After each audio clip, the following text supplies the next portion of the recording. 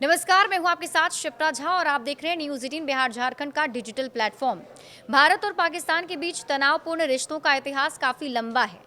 तनावग्रस्त रिश्तों के बीच अच्छे संबंधों की बात अब माननीय काल्पनिक हो चली है। हालांकि भारत और पाकिस्तान के बीच रिश्तों को लेकर इस तरह की रणनीति के दो पहलू हैं। पहला विचार यह है कि अगर पाकिस्तान हमारे यहाँ आतंकी कार्रवाई में शामिल है और निर्दोष भारतीयों का खून बहाने में उसे मजा आ रहा है, तो किस तरह हम उसके साथ सांस्कृतिक और खेल संबंधी रिश्ते बहाल कर सकते हैं।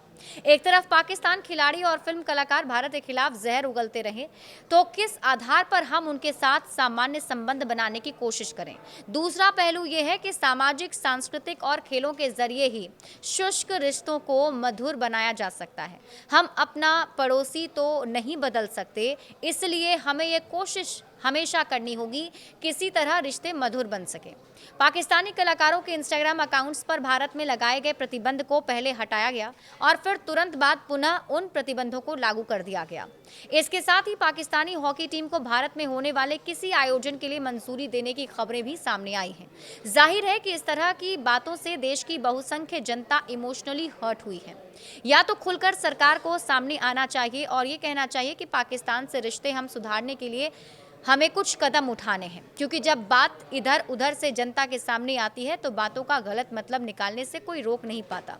हो सकता है कि भारत सरकार अंतर्राष्ट्रीय स्तर पर किसी रणनीति के तहत ऐसा कर रही हो, पर जाहिर है कि इस तरह की घटनाओं से ये सवाल भी उठता है कि क्या मोदी सरकार की नीतियां वर्तमान दौर के लिए असंगत हैं।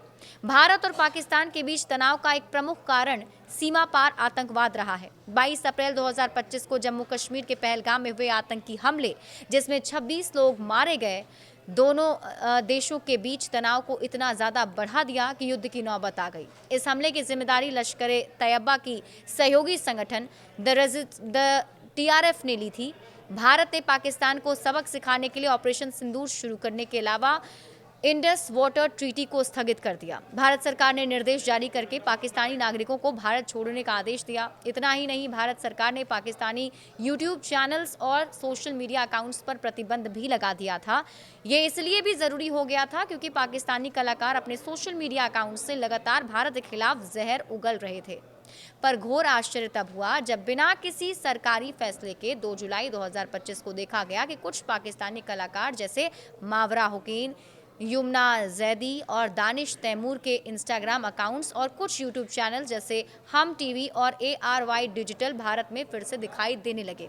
जाहिर है कि इस अप्रत्याशित बदलाव ने सोशल मीडिया पर चर्चा छेड़ दी। कई भारतीयों ने इसे सरकार की नीति में नरमी के रूप में देखा। ऑल इंडियन सिने वर्कर्स एसोसिएशन ने इस कदम की कड़ी आलोचना की और प्रधानमंत्री मोदी को पत्र लिखकर इसे शहीद सैनिकों का अपमान करार दिया है। बड़े अपडेट्स के लिए आप जुड़े रहिए न्यूज़ 18 बिहार झारखंड के साथ।